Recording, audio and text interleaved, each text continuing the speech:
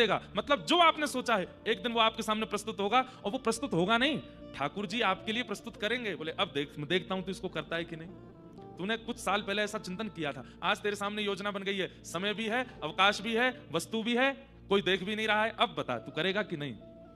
ठाकुर जी कहते हैं एक बार चिंतन किया गया होगा तो जरूर विषय का भोग करेगा। संगस्तेषु उपजायते, और जैसे ही वो संग करता है सोचे हुए विषय का, भगवान कहते हैं उसके बाद क्या होता है, संगात संजायते काम, फिर उसके अंदर काम और क्रोध इन दोनों का वर्धन होता है। एक बात बहुत ध्यान से सुनिएगा, किसी व्यक्ति के अंदर क्रोध और काम की मात्रा यदि बढ़ी है, इसका मतलब उसका विषयी है। विषयी व्यक्ति का लक्षण क्या है, भोगी व्यक्ति का लक्षण क्या है, अत्यंत कामी और अत्यंत क्रोधी। अब इसमें एक बात बताएं, आपको लिखने योग्य बात है।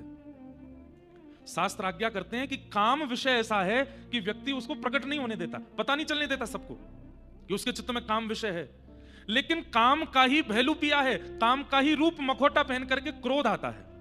अगर किसी व्यक्ति में अनायास क्रोध है तो इस बात का प्रमाण है कि उसमें काम भी है।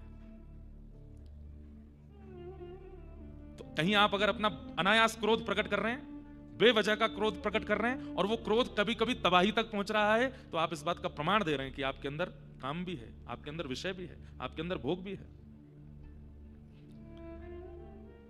देखिए, विषय का चिंतन, वो चिंतन एक दिन भोग के लिए ले जाता है, और जैसे ही भोग करेंगे तो फिर क्या होगा, उस भोग को करने की और इच्छा होगी, और जब वो पुनः भोग करने को नहीं मिलेगा, क्रोध हो भी जायते, फिर वो काम और क्रोध के रूप में प्रकट होगा।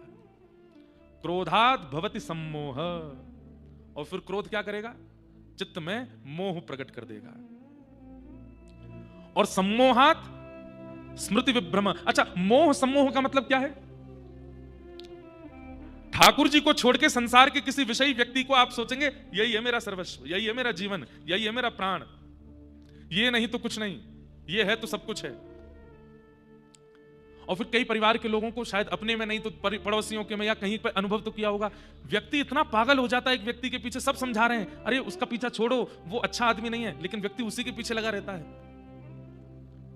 क्रोध बुद्धि का नाश करता है, सम्मोहाद स्मृति विभ्रम। फिर अच्छी बातें अच्छी नहीं लगती, फिर क्या होता है, अच्छा बताने वाला व्यक्ति शत्रु लगता है, आपको समझाने वाला,